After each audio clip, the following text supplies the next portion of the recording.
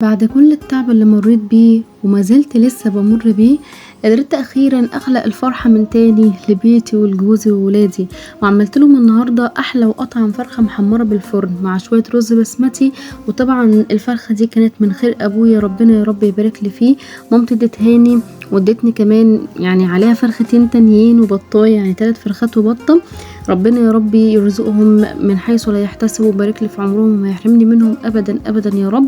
وطبعا يا بنات كل ريحة وكل طعم هي لحظة صغيرة جدا بس بتدينا راحة نفسية وهدوء جبار.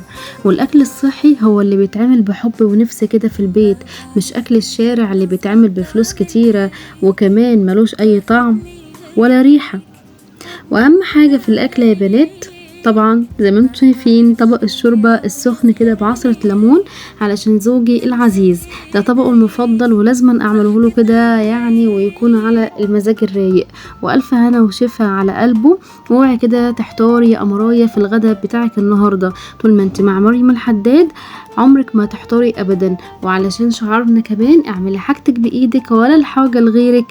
ويلا بقى قومي جربي الغدوة دي واعملي احلى غدوة لولادك، وقولي لي رأيك في الكومنتات بعد ما تجربيها وتدوقي الطعم.